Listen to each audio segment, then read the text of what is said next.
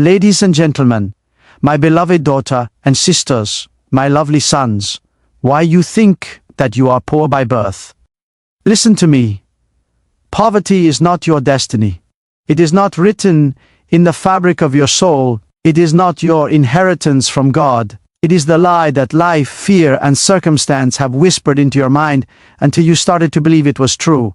But deep inside you, beneath every disappointment, beneath every anxious night, beneath every moment you looked at your empty hands and felt unworthy, there still burns a spark that refuses to die.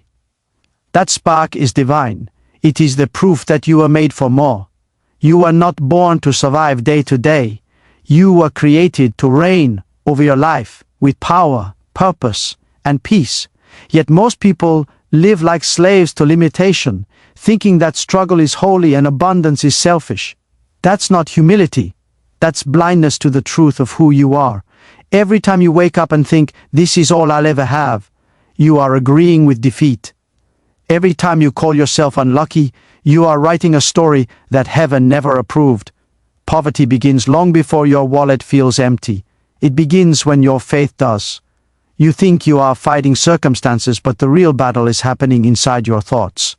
The poverty of the mind is the root that keeps every other chain in place. You pray for change, yet you speak words that undo your own prayers. You ask for light, yet keep staring into darkness. You expect a breakthrough while clinging to beliefs that were built on fear. You can't live in two worlds. Faith and fear cannot coexist. One has to die for the other to live. There's a reason why some people rise from nothing and others stay in the same cycle no matter how hard they work. It's not luck, it's not fate, it's mindset, it's spiritual awareness. Those who rise understand that the outer world only mirrors the inner one. As long as your thoughts are poor, your reality will obey. You can't speak words of lack and expect abundance to arrive.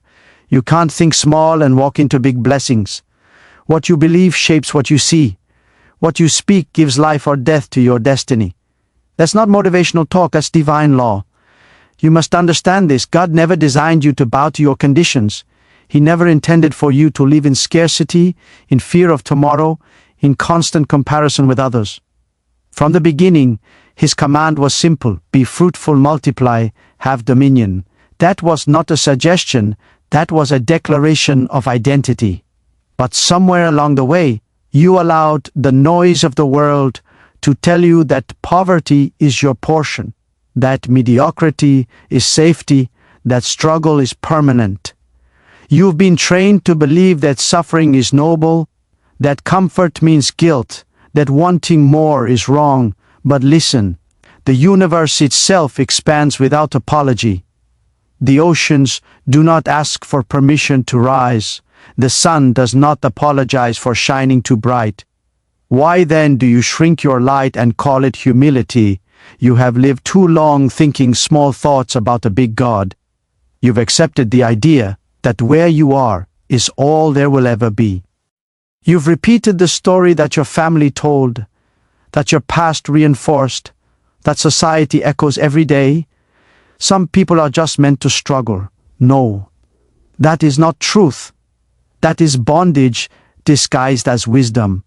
Poverty is not just a condition, it is a covenant you unconsciously signed with fear. But here's the miracle. You can tear that contract apart right now. You can decide in this very breath that the cycle ends with you, because poverty cannot hold what faith has already claimed. The moment you begin to think differently, heaven begins to shift things around you. You were never meant to chase money, you were meant to create meaning, and from meaning, prosperity flows. You were never called to beg life for scraps, you were called to speak life into existence. Everything you need to rise is already in you. It has always been there. God placed it there before you took your first breath. But until you believe it, it remains hidden, waiting for your permission to awaken. So stop waiting for someone to rescue you. Stop waiting for luck, for timing, for miracles to fall without movement. The miracle has already been spoken. Now it demands your alignment. Every thought you think, Every word you speak, every decision you make, is either building the house of abundance or rebuilding the prison of poverty. Choose your structure wisely. You are not a victim of your circumstances. You are a creator of your future. Poverty cannot survive in a mind that has decided to believe.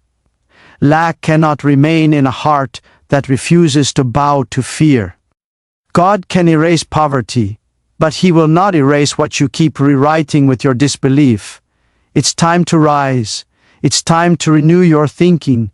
It's time to step into the truth of who you really are, chosen, capable, destined to overflow. You don't need permission. You need conviction. You don't need evidence. You need faith. And faith is not a feeling. It is a decision. Decide today that you will no longer agree with lack. Decide that every word you speak will carry the vibration of abundance. Decide that your thoughts will align with divine provision. The moment you do, everything begins to shift, not because the world changed, but because you did. Poverty was never your story. It was only the lie that ended the moment you remembered the truth.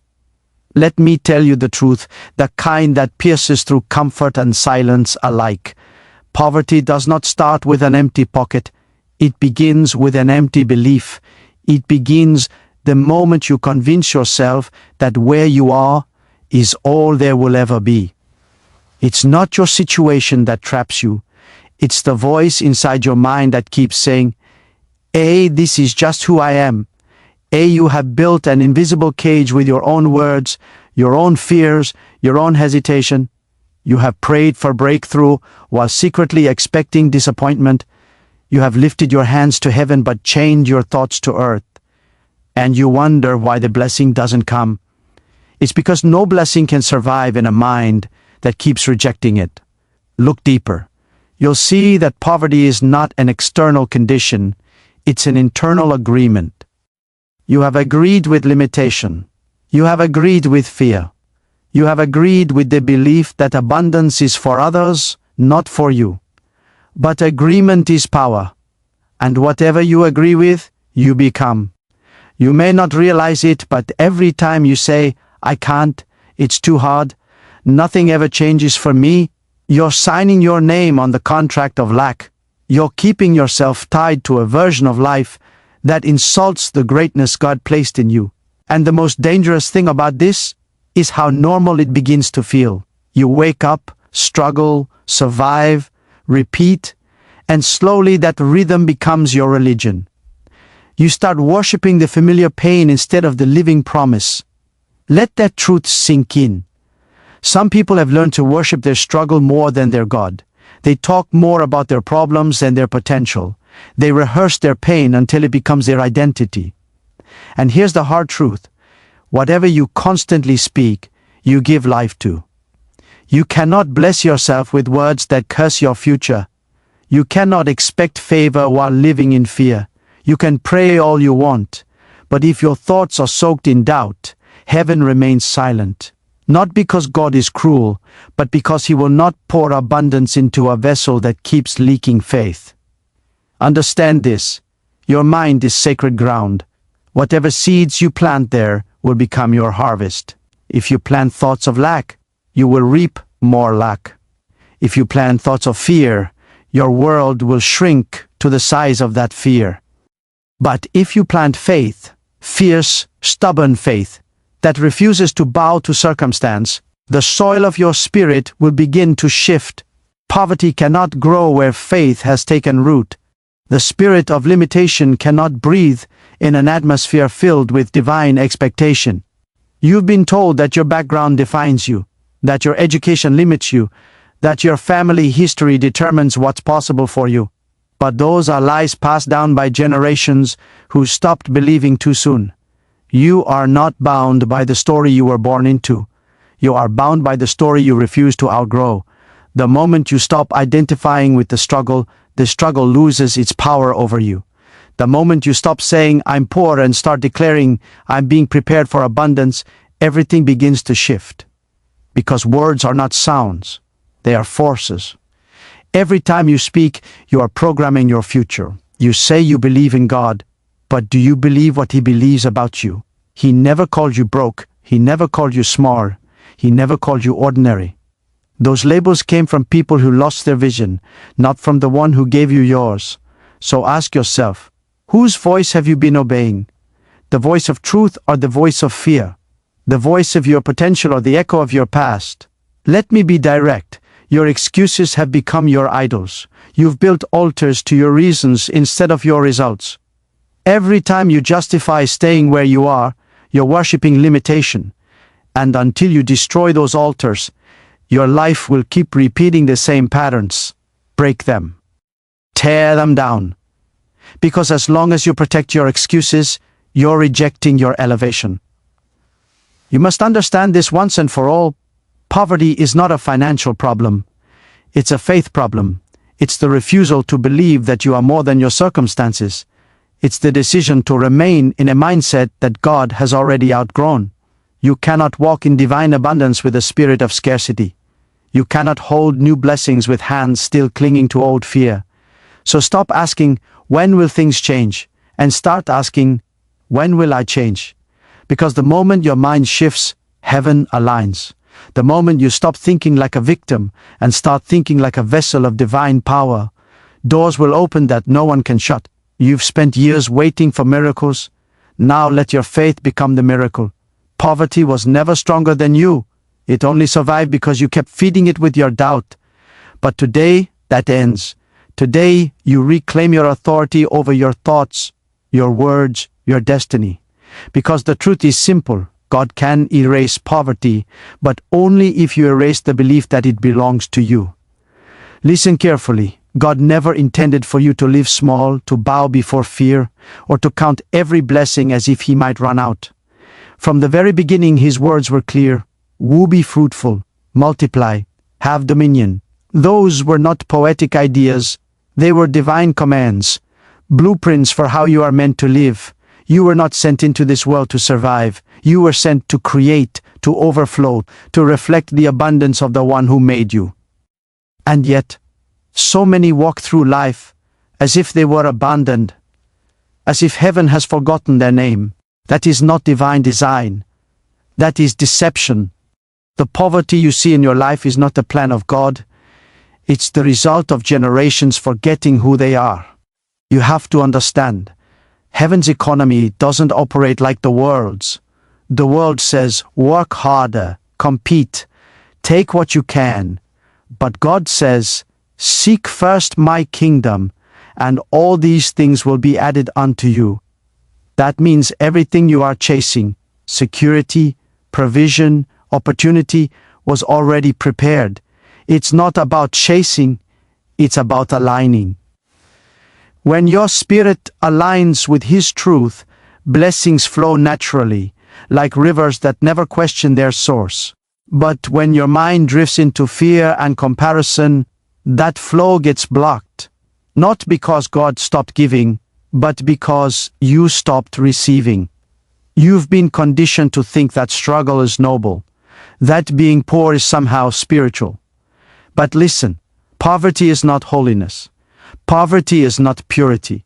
Poverty is disobedience to the potential God placed inside you. It is a rebellion against the abundance of creation itself. The birds are fed, the fields are clothed, the stars shine without limit, and yet you doubt that the same God who sustains galaxies can sustain your life. That doubt is not humility, it is blindness. You think small because you have been taught to fear your own greatness. But the truth is, the greatness in you was never yours to boast about. It was God's from the start. He placed it there as evidence of His glory. When you rise, He is glorified. When you expand, He is magnified. When you walk in lack, you misrepresent Him. The earth is not starving because God is stingy. It starves because humanity has lost sight of divine abundance. We hoard instead of trust, fear instead of believe, beg instead of declare. But faith was never meant to beg. Faith commands, faith creates, faith multiplies. When you walk in faith, you no longer ask, can I afford this life? You ask, can I afford to keep thinking small? Because every small thought is an insult to divine potential. You are carrying seeds of greatness, but you have been planting them in the soil of fear. Seeds don't grow in doubt. Vision doesn't bloom in hesitation. You must begin to believe again, not in your strength, but in His power within you. God designed life to respond to faith. The same God who said, "Let there be light," speaks through you every time you declare truth over your situation. When you speak with faith, you are participating in creation itself. When you declare abundance, heaven moves to fulfill it. When you thank Him for what you cannot yet see, you become the bridge between the invisible and the visible. That is how divine abundance works, not by chance, but by belief. You are created in the image of the Creator. That means creativity, growth, increase, and overflow are part of your spiritual DNA. You are not meant to repeat your past, you are meant to rewrite it. You are not meant to echo the limitations of your family, you are meant to establish a new legacy. Stop asking God to change your situation while you keep protecting the mindset that created it. Stop praying for open doors while you keep sitting in rooms that celebrate your comfort more than your calling. God has already blessed you with capacity. What's missing is your conviction. The problem is not that heaven is silent. The problem is that your fear is louder. Every time you shrink, you silence the divine echo inside your spirit. Every time you play small, you tell the universe that God's power in you is not enough. But hear me, you were never meant to fit inside the frame of limitation. You are meant to overflow. Your life was designed to be evidence of divine generosity, proof that faith can rebuild any ruin, restore any loss, erase any form of poverty. And when you truly understand that, something shifts. You stop surviving and start stewarding. You stop asking, what do I have? And start declaring, what can I create? You stop measuring your worth by what's in your hand and start measuring it by what's in your spirit. Because God doesn't multiply numbers, He multiplies belief. So change your belief. Replace fear with faith. Replace the language of lack with the language of abundance. Start living as if heaven's resources are behind you, because they are. The moment you stop doubting your divine inheritance, the floodgates open. You were never born for crumbs, you were born for the table of kings. And that table has always been waiting, not for God to prepare it, but for you to finally take your seat. You've been living with chains you no longer notice. Poverty doesn't always look like hunger or torn clothes. Sometimes it looks like comfort that kills your growth. It looks like accepting just enough to survive, but never daring to reach for more. It looks like a spirit that has stopped dreaming because it's afraid of disappointment. That's the silent prison.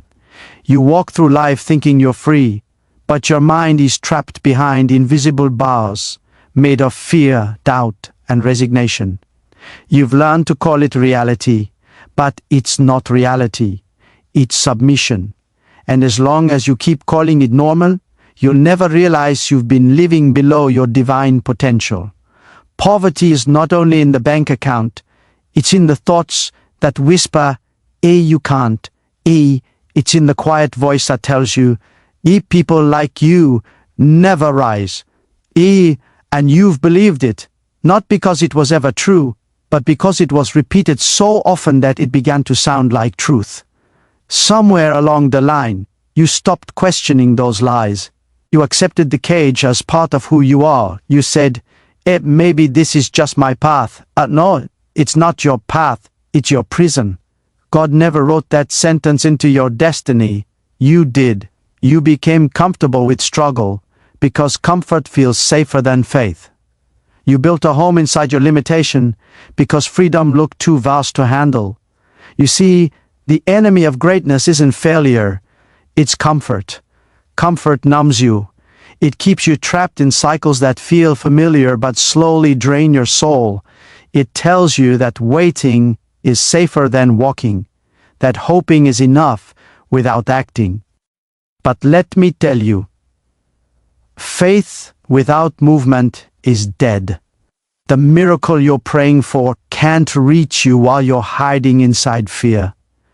The opportunity you keep asking for will not knock on a locked door. You must get up and open it. You must break the rhythm that has chained your life to mediocrity. Every time you replay your pain, you reinforce the cage. Every time you compare yourself to others, you tighten the chains.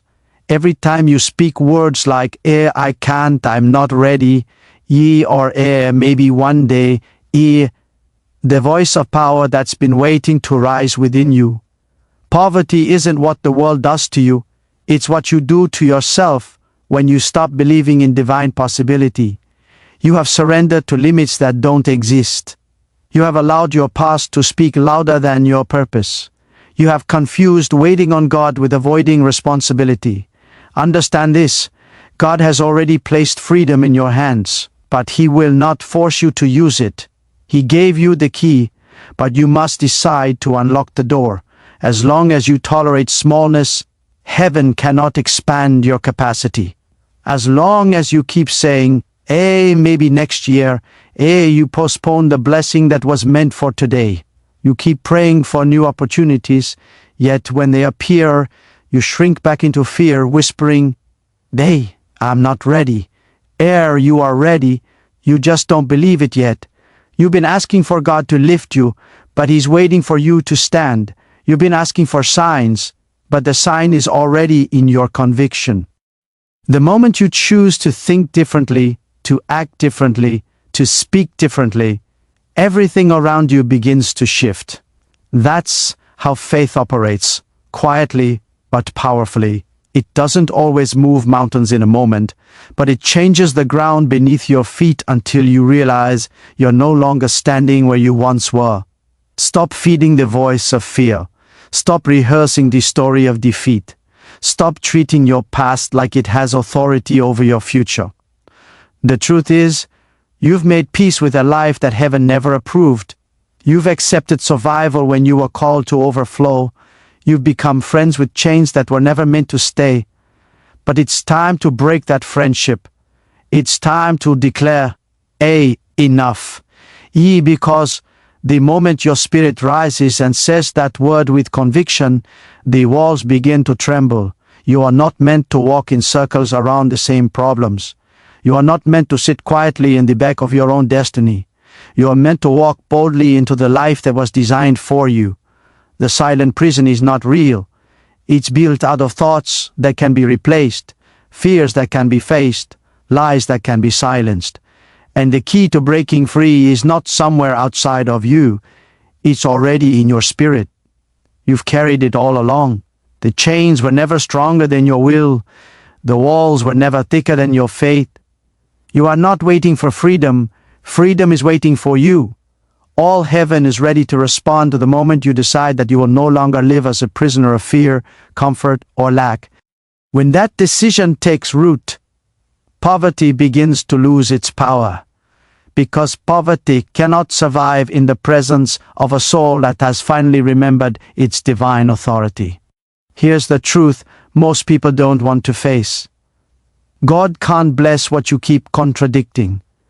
You cry for breakthrough, yet your thoughts argue against your own prayers. You ask for abundance, but every word that leaves your mouth carries the energy of lack. You say you want to rise, but in your heart you've already prepared yourself to fall. That's the harsh reality. Your life is not waiting on God. God is waiting on you, waiting for you to believe what you say you believe, waiting for your actions to match your declarations, waiting for your words to align with His promises. You think faith is emotion, that it's something you feel when the music plays or the moment feels sacred, but faith has nothing to do with feeling. Faith is discipline. Faith is obedience. Faith is saying yes, sir, when nothing makes sense. Faith is standing tall when your reality screams that you're unworthy. It's looking at the emptiness and saying, this is not the end. See, if you only believe when you can see, that's not faith, that's comfort. And comfort has never created miracles. You can't keep speaking the language of poverty and expect to live in the reality of prosperity. Every word you speak is a seed. You either plant abundance or lack, hope or despair. And here's the painful part. Most people water their own failure with daily repetition. They talk more about what they don't have than what they do.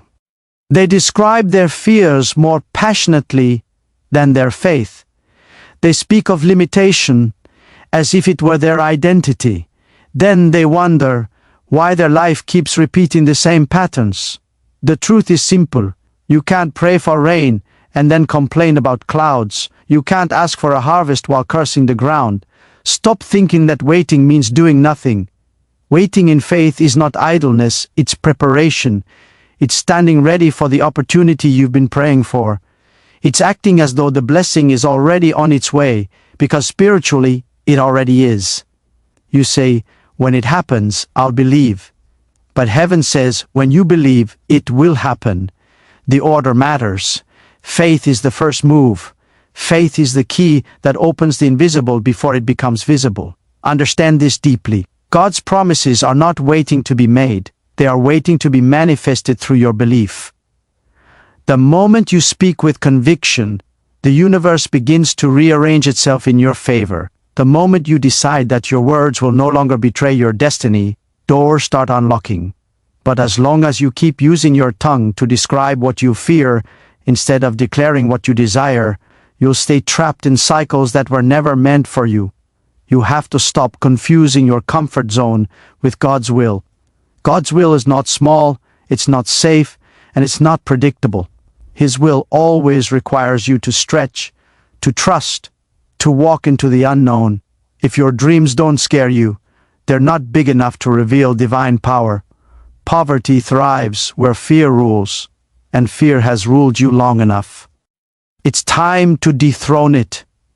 It's time to silence that voice that keeps saying, "Hey, you're not ready. You don't deserve it. You'll lose everything." Those are not warnings. They are lies meant to keep you ordinary. The moment you begin to align your words with divine truth, the vibration of your life changes. Heaven recognizes authority, not emotion. Authority is born when your belief matches your declaration. You have the power to speak life into your finances, your purpose, your destiny, but you keep choosing to speak death through doubt. You are not powerless. You are careless with your power. You are shaping your future every time you open your mouth. Speak wisely. Speak like one who knows that heaven is listening. Let this shake you. God cannot pour abundance into a vessel that keeps leaking faith. You keep praying for more, but He's asking you to fix the holes in your belief.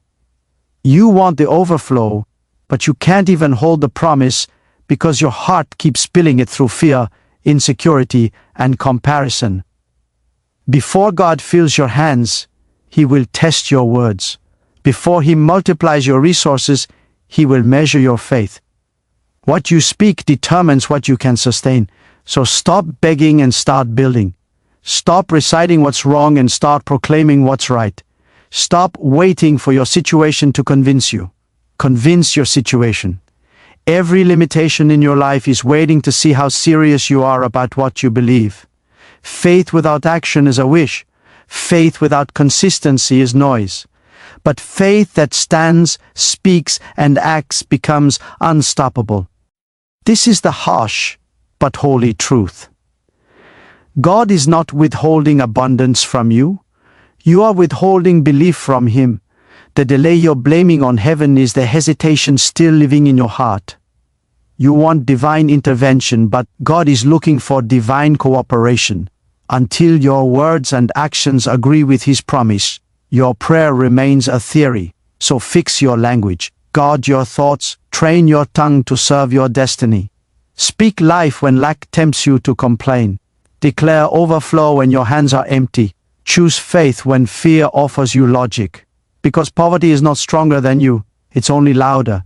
And the only way to silence it is to speak truth with conviction until heaven and earth have no choice but to respond. Everything changes the moment you stop asking, "Why am I poor?" and start declaring, I am chosen for abundance. The moment you shift that single thought, the entire vibration of your life begins to change. You stop living like a beggar waiting for a miracle, and you start walking like someone who carries divine authority. Poverty loses its grip not because your environment changes, but because your belief system does. Your thoughts are the architects of your destiny. As long as you keep building with the bricks of fear, you will live inside the walls of limitation. But when you start building with the bricks of faith, your mind becomes a temple of possibility. You must understand, the battlefield has never been your job, your background, or your circumstances. The real war has always been in your mind. Every time you believe in lack, you strengthen the chains that hold you down. Every time you say, I can't, you close a door that heaven was ready to open. But the moment you say, hey, I can, the universe begins to rearrange itself to match your belief. This is the divine law of faith. Your life moves in the direction of your dominant thoughts. If your mind is filled with limitation, your steps will lead you there. But if your mind is filled with vision, you will walk straight into creation. You've been taught to focus on what's missing instead of what's possible. You've been trained to count your losses instead of your seeds. But seeds are the secret to abundance. They look small, insignificant, unworthy of attention, yet within them lies the power to multiply. That's exactly how your thoughts work. Every single one is a seed. A single thought of faith can grow into a forest of opportunities. A single declaration of belief can move mountains that logic said were immovable. But you keep throwing your seeds into the soil of doubt, then wonder why nothing grows. The problem isn't the seed, it's the soil. So change your soil, renew your inner world, rebuild your atmosphere, start guarding what enters your mind, because not every thought deserves a home in your spirit. Thoughts of fear are thieves. They break in quietly and steal your faith while you're distracted by logic. But faith doesn't need evidence. It is the evidence. You don't need to see abundance to know it's on its way. You just need to believe it so fiercely that your doubt gets uncomfortable staying near you. When you start to see yourself the way God sees you, capable, powerful, worthy, unstoppable, something sacred happens. The limits fall off. You stop waiting for permission to live big. You stop apologizing for wanting more. You stop fearing that your blessings will make others uncomfortable.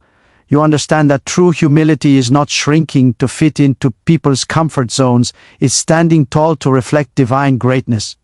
God never told you to think small, He told you to expand, and expansion starts inside. Don't chase money, don't chase status. Chase awareness, because awareness is wealth. When you become aware that you are already equipped with everything you need, your life begins to flow instead of fight. The poor spirit strives, the abundant spirit creates. The poor mind complains, the abundant mind gives thanks even before seeing the result. That's the posture of faith. Gratitude before evidence. Gratitude even in the middle of lack. Gratitude not because everything is easy, but because you trust that everything is working. Every time you affirm the truth, I am blessed, I am growing, I am chosen for more, you are reprogramming your spirit. The words may sound simple, but their power is supernatural. You are speaking alignment into your atmosphere. You are commanding heaven to meet you at the level of your expectation. The moment you begin to expect abundance, opportunities start appearing where there were none. People, ideas, resources, they all respond to your inner posture. Faith is magnetic. It attracts what belongs to it. And this is what you must grasp. God doesn't respond to pity. He responds to vision. You can cry for months, but until you see your new life in your mind, it will never take shape in reality. That's how creation works. Everything exists twice, first in your thoughts, then in your world. The life you see right now is just the echo of what you believed yesterday. So if you want to change tomorrow, start changing what you see today. Close your eyes and imagine a life where lack no longer leads you. Imagine waking up with a mind that expects miracles, a heart that refuses fear, and a voice that speaks only life. That's not fantasy, That's your potential waiting to be activated. God has already placed the blueprint within you. The question is not whether He can bless you. The question is whether your mind is ready to receive it. So start today. Replace complaint with gratitude. Replace fear with faith. Replace survival with vision. Begin to think, speak, and act like someone who already has access to divine abundance. Don't wait for the evidence. Become the evidence. Don't wait for the world to change. Be the change that awakens it. Because the truth is simple and undeniable, your outer world will never rise higher than your inner one. Renew your inner world, and your outer world will have no choice but to follow. There comes a point where you must stop waiting for a sign and start becoming the sign. You've prayed, you've hoped, you've asked for a breakthrough. Now it's time to step into the reality that's been waiting for you. The promise of abundance has always been there. It was never hidden, never delayed, never denied. It was simply waiting for your agreement. You can't keep saying you trust God and then keep living like you doubt His power. You can't keep declaring faith with your mouth while your actions scream fear. Faith is not a wish, it's a decision. A bold, defiant, unstoppable decision to believe what God said even when nothing around you agrees. Stop waiting for perfect timing. There's no such thing. Waiting for perfect timing is just fear dressed as wisdom. You tell yourself, I'll act when things are stable, when I have more resources, when I feel ready. But listen carefully. Stability doesn't come before action. It comes after faith. You don't wait to feel ready to step into abundance. You step, and that very act awakens readiness within you. The door doesn't open before you move. It opens because you moved. Faith without movement is lifeless. You must give it breath through your decisions. Every time you take a small step in faith, even when it terrifies you, something spiritual shifts. You break the illusion of limitation. You silence the voice that's been whispering, you can't. That's how you win the war in the unseen, by refusing to retreat even when you can't see the outcome. Poverty is not just a lack of money, it's a lack of movement. The moment you stop moving, lack starts multiplying. But when you move, when you stretch, when you walk forward, believing that something greater is waiting, the atmosphere begins to cooperate with your faith. You've got to understand something. God's provision doesn't chase those who sit in fear. It runs toward those who step in faith. The river of abundance flows in the direction of movement. You can't stay where you are and expect a new reality to find you. You must rise even when you feel weak. You must act even when doubt screams louder than hope. Because faith doesn't wait for comfort. It creates it. Faith doesn't wait for clarity, it commands it.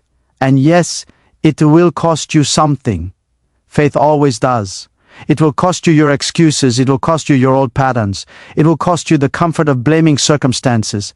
But in return, it will give you access to a life where heaven's abundance becomes your normal. That's the trade. Fear for faith, doubt for movement, survival for creation. You can't serve both lack and vision. One will always silence the other.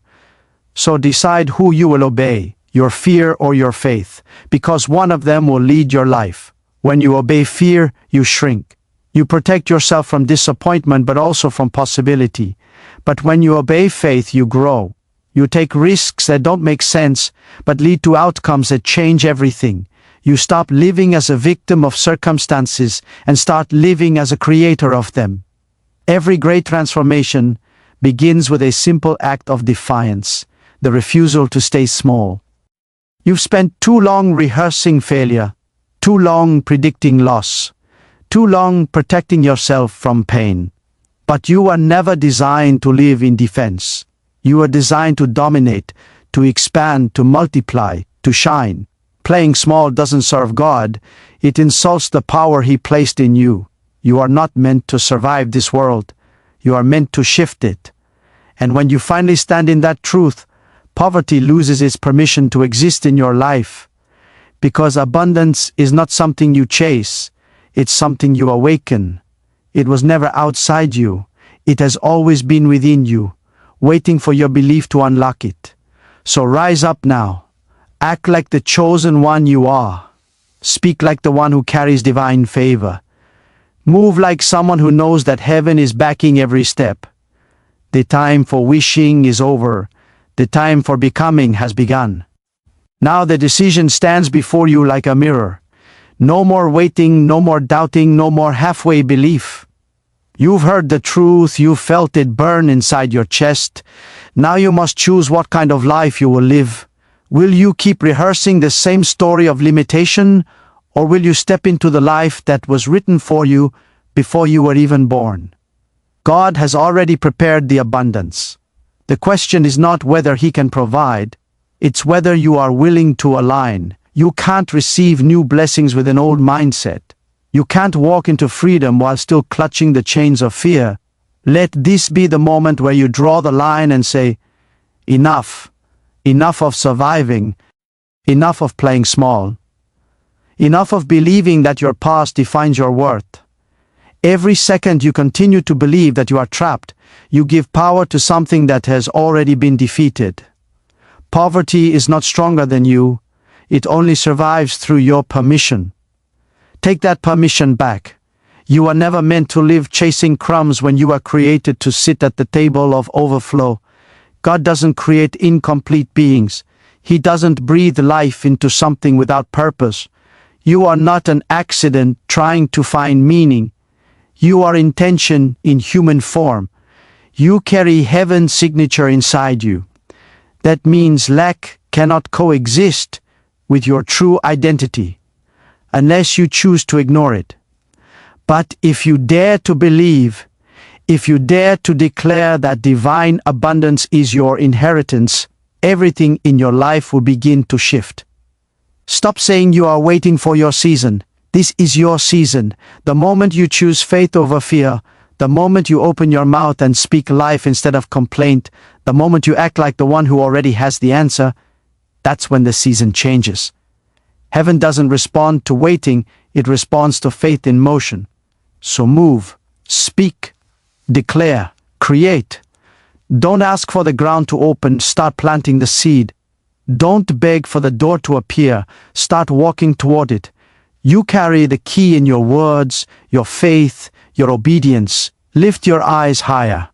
Stop measuring your potential by what you see in your hands. What you see now is temporary. What is unseen is eternal. And the unseen abundance of God is waiting to pour into your life. Not tomorrow, not someday, but now.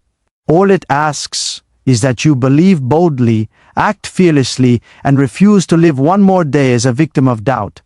So here's your call to action. Rise. Rise in your thoughts. Rise in your words. Rise in your faith. Speak abundance until every cell in your body starts to believe it. Declare freedom until every limitation breaks. Walk with the posture of someone who has already been delivered from lack. You are not waiting for a miracle. You are the miracle in motion. Every time you speak faith, you are rewriting your future. Every time you give when you feel empty, you are planting wealth in invisible soil. Every time you choose gratitude over complaint, you are creating a vibration that attracts divine provision. This is how poverty dies, not by chance, but by choice. So make the choice, right now, with all the fire in your spirit and all the truth in your soul. Declare that you will no longer live beneath your calling. Declare that, from this day forward, your life will be a testimony of divine abundance, not human limitation. The world doesn't need another person complaining about what they lack. It needs someone to rise and prove what faith can do. Let that someone be you. After World War II, Japan was a nation in ruins. Cities flattened, industries destroyed, millions struggling to survive. Economists around the world declared Japan finished. They said it would take at least a century to recover. There was no wealth, no stability, no hope. But something remarkable happened, not outside, but inside the hearts and minds of the Japanese people. Instead of accepting defeat, they decided to rebuild. They began to believe as a nation that transformation was possible. They planted a new seed of thought. We can rise again. And they didn't wait for the world to rescue them. They took responsibility for their future. They shifted their mindset from victims to creators. That was the turning point. They worked with precision, excellence, and faith in unseen results. In small workshops and broken homes, they built the beginnings of what would become global empires. Toyota, Sony, Honda, Panasonic. None of these began with wealth. They began with vision. They didn't have much, but they believed deeply in the power of discipline, faith, and purpose. They refused to let lack define them. Within just 2 decades, Japan became one of the world's most powerful economies, not because of resources, but because of mindset. They proved that poverty isn't a sentence, it's a season, and any season can change when the mind changes first.